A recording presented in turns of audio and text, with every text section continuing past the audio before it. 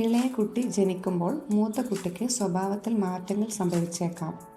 ഇതുവരെ എനിക്ക് കിട്ടിയ സ്നേഹവും കരുതലും ശ്രദ്ധയും ഇനി എനിക്ക് കുറഞ്ഞു പോകുമോ എന്ന തോന്നലാണ് ഇതിനുള്ള കാരണം. അതുകൊണ്ട് തന്നെ മൂത്ത കുട്ടിയിലുണ്ടാകുന്ന സ്വഭാവ മാറ്റങ്ങൾ എന്തൊക്കെയാണെന്ന് നോക്കാം. ഒന്നാമത്തത് അസൂയ അല്ലെങ്കിൽ ജലസി. എനിക്ക് ഇതുവരെ കിട്ടിയിരുന്ന അമ്മയുടെയും അച്ഛൻ്റെയും സ്നേഹം, പരിഗണന, ലാളന ഇനി കുഞ്ഞിനാണല്ലോ ലഭിക്കുക എന്ന ചിന്ത അവനെ അലട്ടിക്കൊണ്ടേയിരിക്കും. ഇത് കുഞ്ഞിനെ ഒരു അപരിചിതനെ പോലെ കാണാൻ കുട്ടിയെ പ്രേരിപ്പിക്കും. രണ്ടാമത്തത് ഫിയർ ഓഫ് റിജക്ഷൻ. അമ്മ എന്നെ ഇഷ്ടപ്പെടുന്നില്ല, അച്ഛൻ ഇനി ബേബിയെ മാത്രമേ സ്നേഹിക്കുകയുള്ളൂ, ഇനി ഇവിടെ എനിക്ക് സ്ഥാനമില്ല, ശ്രദ്ധയും സ്നേഹവും ലഭിക്കുകയില്ലെന്നും അവൻ താനെ കരുതും. ചില കുട്ടികളുടെ സെൽഫ് കോൺഫിഡൻസ് കുറയുന്നതായും കാണാം.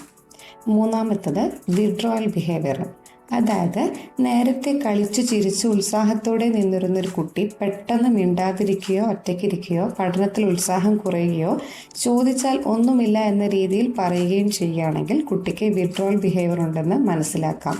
നാലാമത്തത് റിഗ്രഷൻ എന്ന് പറയുമ്പോൾ കുഞ്ഞു വന്നു, അമ്മ കുഞ്ഞിനെയാണ് കൂടുതൽ സ്നേഹിക്കുന്നത്, ഞാൻ ചെറിയവനാകുമ്പോഴാണ് അമ്മ എന്നെ കൂടുതൽ ഇഷ്ടപ്പെട്ടിരുന്നത്, എങ്കിൽ ഞാനും വീണ്ടും കുഞ്ഞിനെ പോലെ ആയാലോ എന്ന ചിന്ത മക്കളിൽ ഉണ്ടാക്കുകയും കുഞ്ഞിനെ പോലെ പെരുമാറുകയും ചെയ്യുന്നതായി കാണാം.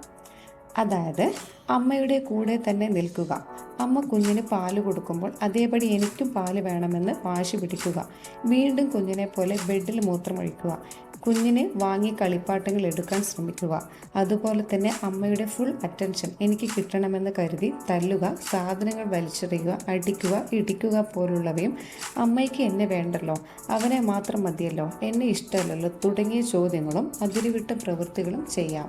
ശ്രദ്ധിക്കുക, മക്കളിൽ ഇങ്ങനെയുള്ള മാറ്റങ്ങൾ കണ്ടുവരുമ്പോൾ തന്നെ രക്ഷിതാക്കൾ അവരെ പരിഗണിക്കേണ്ടത് നിർബന്ധമാണ്.